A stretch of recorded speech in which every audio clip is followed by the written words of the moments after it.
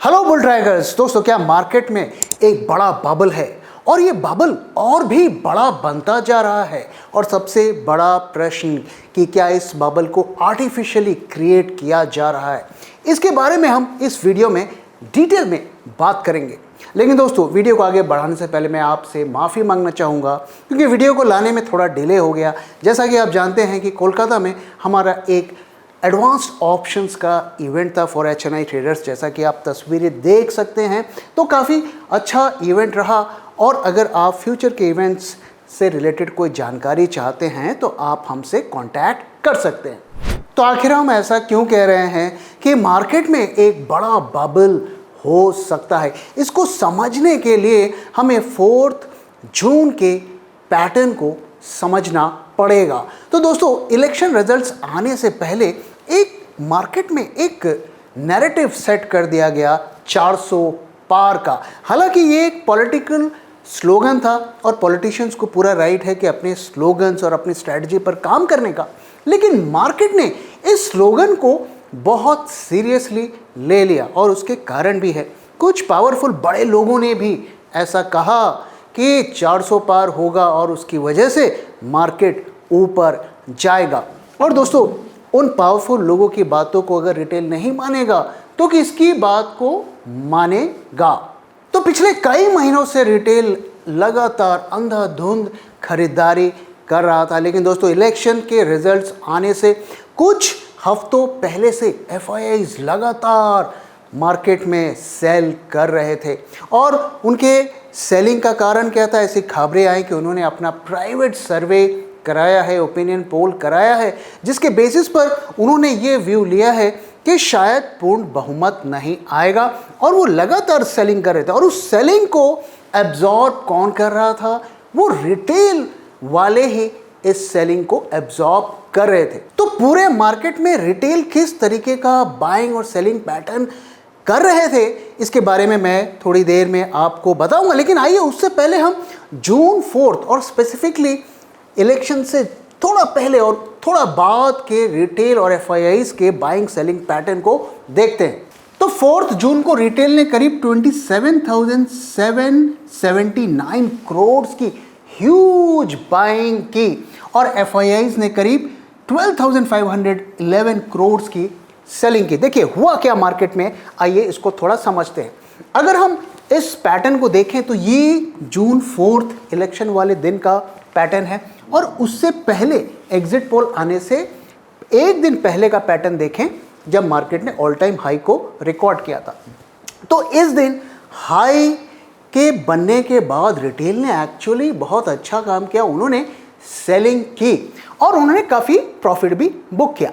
लेकिन उसके बाद जब अगले दिन शुरू के अर्ली ट्रेंड्स उतने अच्छे नहीं आए, एज एक्सपेक्टेड नहीं आए, तो FII भी सेल कर रहे थे और रिटेल वाले भी सेल कर रहे थे। उसका परिणाम क्या हुआ कि करीब 9% मार्केट गिर गया। और जब 12 बजे के आसपास ऐसा लगा कि बीजेपी लार्जेस्ट पार्टी बन के उभरेगी, भले ही उसको बहुमत ना मिले, तो रिटेल मार्केट में आया और उसने बड़ी क्वांटिटी में जो है बाइंग की। मुझे भी कई सारे मैसेजेस आए लोगों के जिसमें वो मुझसे ये पूछ रहे थे कि क्या अदानी के स्टॉक्स खरीदे जाएं क्योंकि काफ़ी डिस्काउंट पे मिल रहे थे, और कई क्या उस वक्त ऐसे मुझसे लोग पूछ रहे थे क्या हम फ्रेश मार्केट में पैसा डिप्लॉय करें।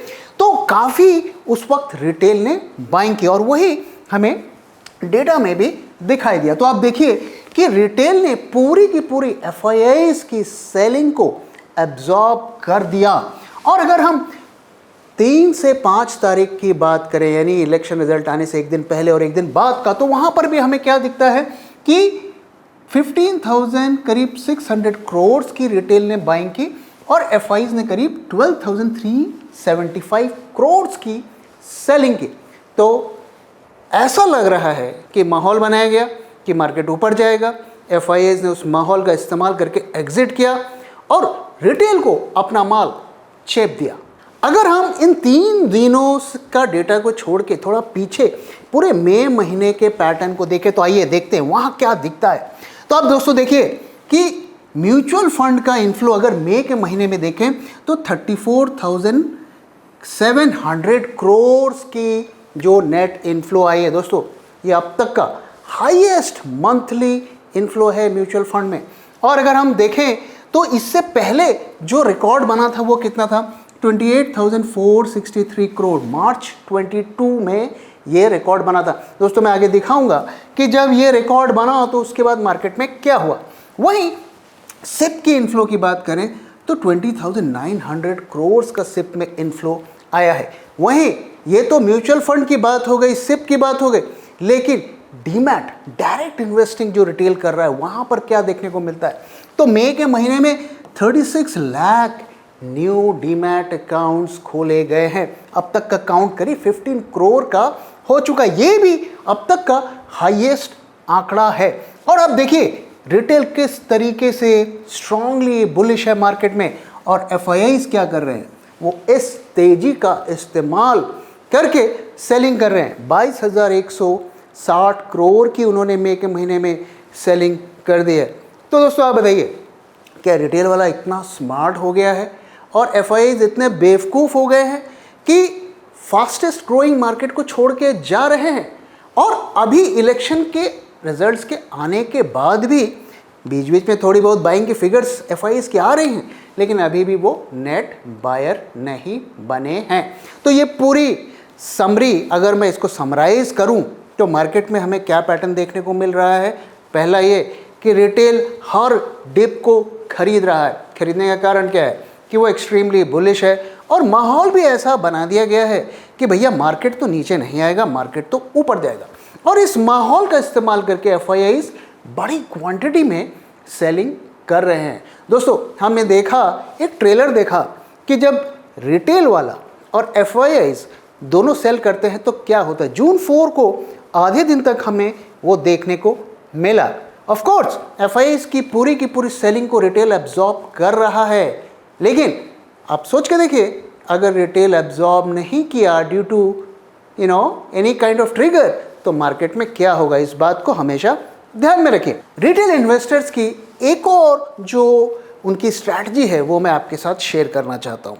अगर आप बड़े रिटेल के इन्वेस्टर्स से बात करेंगे तो उनकी स्ट्रैटेजी क्या होती है, उनकी सिंपल स्ट्रैटेजी होती है buy on dip and sell on rise. तो हर डिप पर वो खरीद रहे हैं, बड़े बड़े इन्वेस्टर्स लाखों करोड़ों रुपए लगा रहे हैं डिप को बाय करने में, और जब मार्केट राइज होता है तो वो उसे सेल करते हैं। ये एक तरीके का उसे वो कहते हैं कि मैं स्विंग ट्रेडिंग कर रहा हूँ। दोस्तों 2008 के से पहले के बुल रन और 2001 से पहले के बुल रन में रिटेल यही करता था, और मैं आपसे झूठ नहीं बोलूँगा, मैं भी यही करता था। 2008 से पहले जब भी उस बुल रन में मुझे पैसे की ज़रूरत होती थी तो मैं किसी बिटेड लाइन स्टॉक में अच्छा खासा पैसा लगा देता था। कुछ टाइम तक वो थोड़ा कंसोलिडेट करता था, थोड़ा नीचे भी जाता था, लेकिन फिर वो छलांग लगाता था और 20, 25, 30, 40, 50% रिटर्न ईजिली मिल जाता था। काफ़ी पैसे बनाए। और फिर 2008 के क्रैश से आने से पहले मुझे थोड़ी अकल आ गई। लकीली मैंने सारे स्टॉक्स एग्जिट कर दिए एक्सेप्ट रिलायंस, और मैं बच गया।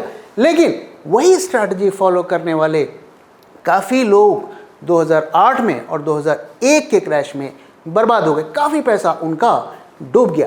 तो जो रिटेल ये कह रहा है कि this time it is different और buy low sell high is the best strategy, तो मैं उनको थोड़ा कोशिश करना चाहता हूँ कि बेशक आप करिए, लेकिन एक स्टॉप लॉस, अगर आप ट्रेडिंग कर रहे हैं, स्विंग ट्रेडिंग कर रहे हैं, तो एक स्टॉप लॉस भी पकड़ कर रखिए। तो दोस्तों मैं आपको पैटर्न दिखा रहा था कि इससे पहले जब म्यूचुअल फंड्स में हाईएस्ट इनफ्लो आया 2022 में, तो हमें क्या देखने को मिला। तो मार्च 2022 में यहाँ पर अगर आप देखिए तो हाईएस्ट म्यूचुअल फंड का, सेकंड हाईएस्ट म्यूचुअल फंड का इनफ्लो आया था, और उसके बाद हमें एक राइज भी देखने को मिला। लेकिन देखिए उसके बाद आप किस तरीके की गिरावट हमें देखने को मिले। तो जब भी फंडामेंटल से मार्केट दूर चला जाता है और काफ़ी ज़्यादा मनी फ्लो मार्केट में आता है, वो सस्टेनेबल नहीं है। और जब भी हम देखें कि रिटेल वाला तेजी से बाय कर रहा है और इंस्टीट्यूशन वाला पैसे निकाल रहा है, वो भी एक कॉशियस टाइम्स का हमें सिग्नल देता है। तो मोटा मोटा अगर हम देखें तो क्या हो रहा है, एफआईआईज मार्केट से सेलिंग कर रहे हैं और रिटेल उस सेलिंग को खुशी खुशी खरीद रहा है।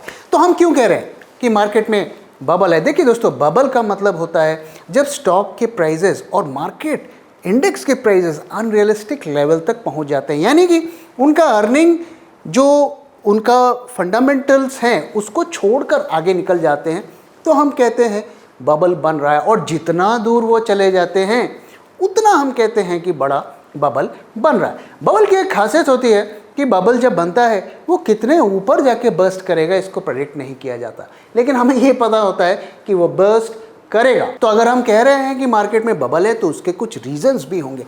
आइए वो रीजंस मैं आपके साथ शेयर करता हूं। पहला कि वैल्यूएशंस, अगर आप निफ्टी की वैल्यूएशंस देखें तो 21 पी पर ट्रेड हो रहा है FY25 की अर्निंग को अगर हम टेक इनटू अकाउंट करें, और ये 20 ईयर्स के हाईएस्ट लेवल पर इस वक्त चल रहा है। अगर हम इमर्जिंग मार्केट से कंपेयर करें तो 70% प्रीमियम पे ट्रेड हो रहा है इस वक्त। अगर हम देखें तो जो सबसे ज़्यादा सेक्टर में जिसमें तेज़ी देखने को मिल रही है PSU इंडेक्स में देखने को मिल रही है। और अगर हम HAL, BL इन स्टॉक्स की बात करें तो वो 40-45 पी पे ट्रेड हो रहे हैं। PSUs पिछली बार आपने कब सुना था कि इस तरीके के वैल्यूएशंस पे ट्रेड हो रहे हैं? दूसरा रीज़न जो हम कह रहे हैं कि जिसकी वजह से बबल के साइंस दिख रहे हैं वो ये है कि अर्निंग, अगर मार्केट बढ़ रहा है और साथ में अर्निंग्स भी उसी रफ्तार से बढ़ रही हैं तो हम उसे बबल नहीं कहेंगे। हम ये कहेंगे कि मार्केट को पता है कि आने वाले टाइम में अर्निंग्स और ग्रो करेंगी और जिस रफ्तार से ग्रो कर रही हैं उससे ज़्यादा रफ्तार से ग्रो करेंगे, तो हम बबल उसे नहीं कहेंगे। लेकिन अगर हम अर्निंग की बात करें दोस्तों, आपको जानकर बहुत ताज्जुब होगा कि अगर आप टॉप 1000 कंपनीज़ के रेवेन्यूज़ को जोड़ें, रेवेन्यूज़ का मतलब सेल्स, उनके टॉप लाइन को अगर आप जोड़ें तो पता है आपको पिछले साल उन्होंने कितना ग्रोथ रिकॉर्ड किया? सिर्फ 4.8%। और अगर आप उसमें से जो फिनेंस की कंपनीज़ को हटा दें, अगर हम सिर्फ नॉन फिनेंस कंपनीज़ की बात करें तो 1.8% के रफ्तार से उनके टॉप लाइन ग्रो किए हैं। दोस्तों आप मुझे बताइए कि जब आपकी टॉप लाइन ही ग्रो नहीं कर रही है तो आपकी कंपनी का ग्रोथ कैसे होगा?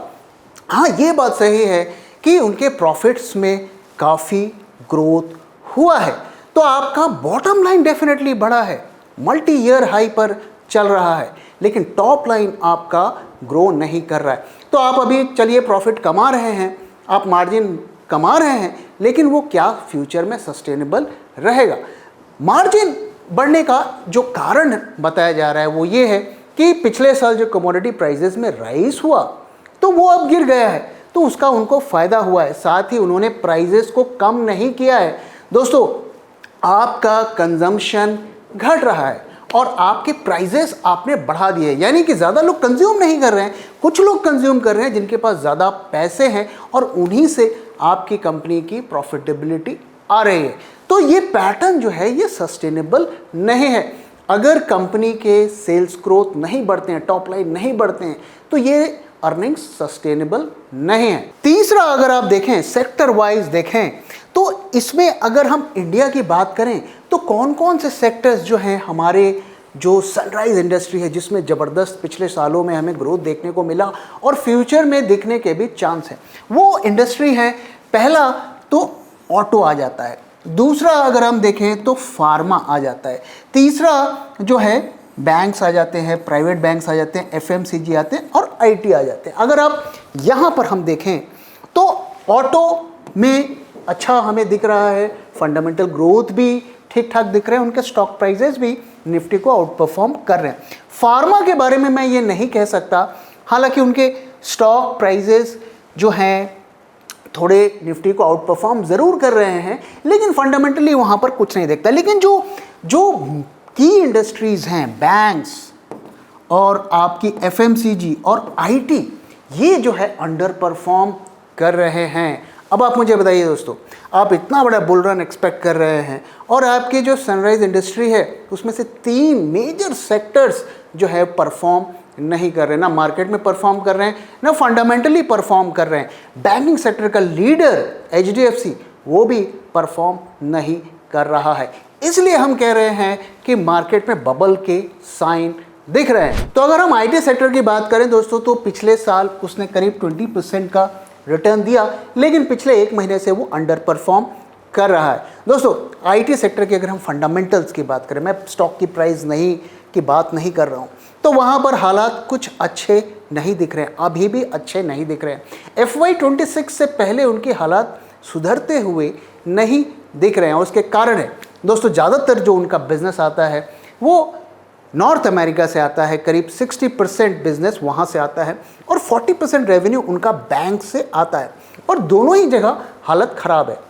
कंपनीज जो हमें गाइडेंस दे रही हैं, और दोस्तों जैसा कि आप जानते हैं इंडिया में ज़्यादातर कंपनीज सर्विस सेक्टर की कंपनीज हैं, और वहाँ पर जो वो बता रहे हैं कि यूएस मार्केट से अभी भी उन्हें रिवाइवल के साइंस नहीं दिख रहे हैं। बिजनेस काफ़ी प्रेशर में है, इनडिसाइसिवनेस का माहौल है, कंपनीज डिसाइड नहीं कर रहे हैं, नई कॉन्ट्रैक्ट्स नहीं दे रहे हैं। पिछले क्वार्टर में कुछ बड़े कॉन्ट्रैक्ट्स ज़रूर उन्होंने लिए, लेकिन उससे कोई रेवेन्यू में खास बदलाव नहीं आएगा। अगर आप इन्फोसिस का गाइडेंस देखें कांस्टेंट करेंसी में, तो करीब 1.8% है अगले साल का। वहीं HCL टेक का 3.5% का उन्होंने कांस्टेंट करेंसी में गाइडेंस दिया है। हाँ, कुछ जो स्मॉल आईटी कंपनीज है जैसे कोफोर्ज, उन्होंने करीब 9-10% का गाइडेंस दिया है। तो आप देख सकते हैं कि जो बड़े प्लेयर हैं, लीडर हैं, वो भी गाइडेंस नहीं दे रहे हैं कि कोई बड़ा उछाल उनके रेवेन्यूज़ में आने वाला है। तो आईटी सेक्टर अगले 1-1.5 साल तक जो है थोड़ा प्रेशर में रहेगा। हाँ, एक ट्रिगर है आईटी सेक्टर का, और वो है अगर यूएस में रेट कट्स हुए इस साल, तो उसमें एक उछाल आ सकता है, क्योंकि वो एक इंडिकेशन होगा एक रिवाइवल का। अब आइए थोड़ा पीएसयूज की बात कर लेते हैं। तो पीएसयूज में आप देखिए क्या शानदार रिटर्न्स जो हैं, 1 साल में पैसे डबल हुए, और काफ़ी लोग इसमें, रिटेल वाले खास करके, पैसा इसमें लगाए हुए हैं। तो दोस्तों पिछले साल से पीएसयू और इस साल इलेक्शंस के रिजल्ट आने के बाद पीएसयूज के सेंटीमेंट में क्या कोई बदलाव है? तो थोड़ा बहुत ज़रूर इसमें बदलाव है। पहली चीज़ तो ये कि कोalition की गवर्नमेंट है, जिसमें नीतीश कुमार बिहार के और नायडू जी एपी के दोनों कोalition पार्टनर हैं, और दोनों के अपने इंटरेस्ट हैं। दोस्तों ध्यान रहे, बिहार में 2025 में इलेक्शंस हैं, और ऐसा पॉसिबल है कि सब्सिडाइज्ड इलेक्ट्रिसिटी दोनों लोग डिमांड करें। तो इसकी वजह से जो पावर की कंपनीज हैं उन पे प्रेशर आ सकता है। अब दोस्तों जो इलेक्ट्रिसिटी होता है वो स्टेट इलेक्ट्रिसिटी बोर्ड होता है, वो खरीदता है, और उनकी हालत आप जानते हैं बहुत अच्छी नहीं है। तो बेशक वही सब्सिडी देंगे, लेकिन जो वो परचेज करते हैं वो एनटीपीसी टाइप कंपनीज से करते हैं। तो अगर वो अपना बकाया उनको नहीं देंगे तो इन कंपनीज के फाइनेंशियल पर भी इम्पैक्ट पड़ेगा। तो एक तो ये कोलिशन गवर्नमेंट आने की वजह से पावर, पीएसयू पावर सेक्टर के जो लोग बुलिश हैं, तो उस पर थोड़ा सा हमें सोच के पैसा लगाना है। दूसरा, क्या पेट्रोल के भाव ये दोनों बढ़ने देंगे? आप सोच के देखिए कि अगर 2 साल बाद इलेक्शंस हैं, 1 साल बाद बिहार में इलेक्शंस है, क्या वो चाहेंगे कि पेट्रोल के प्राइसेस में इजाफा हो? तो अगर क्रूड प्राइस इंटरनेशनल मार्केट में बढ़ता है, तो क्या वो इन प्राइसेस को उसी रफ्तार से बढ़ने देंगे? तो इस वजह से अगर आप पीएसयू पे बेट करते हैं, डिफेंस सेक्टर पे बेट करते हैं, दूसरे शिपयार्ड्स वगैरह पे बेट करते हैं, तो which is fine, you can continue your positions, लेकिन इन सेक्टर्स पे थोड़ा हमें कॉशियस होना है, यानी कि oil and gas PSUs and power PSUs. तो अब बबल अगर है भी, तो क्या मार्केट इमीडिएटली गिरना शुरू होगा? इसके भी थोड़े चांसेस कम हैं। उसका कारण ये है कि अभी बहुत बड़े बड़े आईपीओज आने वाले हैं। स्विगी का आईपीओ आने वाला है, हुंडई का आईपीओ आने वाला है, फर्स्ट क्राई का आईपीओ आने वाला है। ऐसे बड़े बड़े नामी गिरामी आईपीओज आने वाले हैं। और दोस्तों हम जानते हैं कि अगर मार्केट गिर गया और गिरा दिया गया तो आईपीओज को कौन सब्सक्राइब करेगा? तो जब तक ये आईपीओज कंज्यूम नहीं होते हैं तब तक थोड़ा मुश्किल है मार्केट में एक बड़ा फॉल होना। ऑफ कोर्स कुछ ट्रिगर्स मार्केट में प्ले करेंगे, जैसे आने वाला बजट। उस बजट में अगर कुछ मेजर उतार चढ़ाव होता है तो वो बाजार के फ्यूचर के डायरेक्शन को तय करेगा। तो ऐसे सिचुएशन में इन्वेस्टर क्या करे? एक तरफ जो है हाई वैल्यूएशंस पे मार्केट ट्रेड हो रहा है और बबल का भी खतरा है। तो ऐसे में मार्केट में इन्वेस्टर पैसा कैसे लगाए? तो पहली चीज़ तो ये कि जो स्टॉक्स या जो सेक्टर्स हाई वैल्यूएशंस पे ट्रेड हो रहे हैं, यानी कि उनकी अर्निंग्स उनके शेयर प्राइस को जस्टिफाई नहीं कर पा रही है, वैसे स्टॉक्स से थोड़ा दूर रहना चाहिए। अगर प्रॉफिट में है तो थोड़ा या ज़्यादा प्रॉफिट हमें बुक कर लेना चाहिए। दूसरा, हमें उन स्टॉक से दूर रहना चाहिए जो पॉलिटिकली सेंसिटिव हैं, यानी कि जो गवर्नमेंट या अपोजिशन से रिलेटेड स्टॉक्स हैं, जिनके पॉलिटिकल जो आउटकम से जिनका कंपनी के रेवेन्यूज डिसाइड होते हैं, ऐसे स्टॉक से भी हमें दूर रहना चाहिए। और हमें उन सेक्टर्स और उन स्टॉक्स पर बेट करना चाहिए जो एक 3-4 साल की स्टोरीज है, यानी कि जिनमें इस वक्त बहुत हलचल हो रही है, जिसमें बहुत सारा पैसा आ रहा है, बड़े इन्वेस्टर्स, पीई फंड्स का पैसा आ रहा है, और जो अगले 3-4 सालों में जिसके रिजल्ट्स हमें देखने को मिलेंगे। तो ऐसे सेक्टर्स में अगर आप पैसा लगाएंगे तो आप इस उतार चढ़ाव से अपने आप को प्रोटेक्ट कर सकते हैं। तो दोस्तों, अगर आप ऐसे कुछ आइडियाज़ हमसे जानना चाहते हैं, हमारे आइडियाज़ जानना चाहते हैं, तो आप हमारे 2024 बुल ट्रैक पोर्टफोलियो को सब्सक्राइब कर सकते हैं। इसमें अभी हमने 5 स्टॉक्स ऐड किए हैं और करीब 15 स्टॉक्स आने वाले कुछ महीनों में हम ऐड करेंगे। इसमें आप जूम कॉल्स के थ्रू स्टॉक्स के अपडेट्स भी रेगुलरली हमसे पा सकते हैं। साथ ही व्हाट्सएप अलर्ट्स के द्वारा आपको अलर्ट्स भी मिलेंगे अगर इसमें कुछ बदलाव हम करते हैं। तो दोस्तों, इसी के साथ मैं इस वीडियो को यहाँ पे ख़त्म कर रहा हूँ। वीडियो कैसा लगा ज़रूर बताइएगा और अपना फीडबैक भी शेयर करना मत भूलिएगा। Thank you very much for your time and thank you for watching.